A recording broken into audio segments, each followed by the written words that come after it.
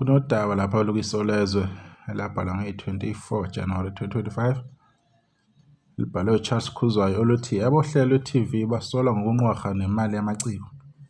Kufundeka kanje, izingwazi zamaciko akuleli zibanjiswe udonga abagqugquzeli bomqhudelwano wabaculi abasafufusa uShun Womhlaba.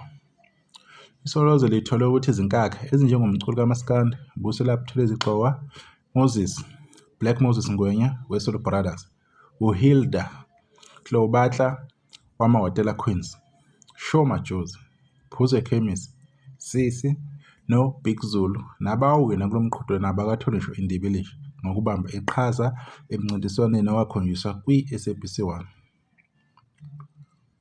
Uhlelo lomcimbi lwaluphethwe njengobe ngumsakazi weKhozi FM uMandla Njenji Magwaza nomsakazi weMetro uMpumi Msakazi Mlambo.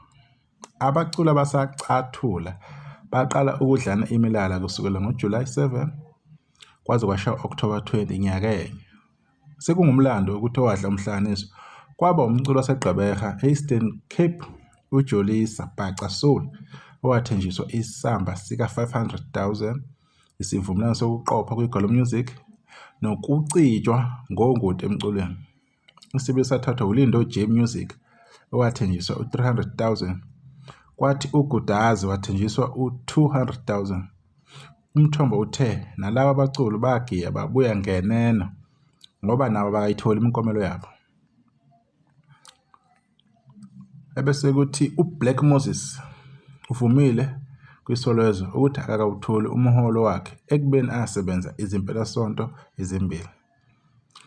Namanje angiyakhokhelwa. Uma sibafonela abasazibambi izingcingo zethu, kuyangethusa kakhulu ukuthi kusekhona abantu abasadlala ngabaculi ngalolu hlobo. Ethinta uBuselaphi uvumile ukuthi akakakhokhele. Wathi bamtshela ukuthi basalinde imali, abanye banqabile ukuphawula.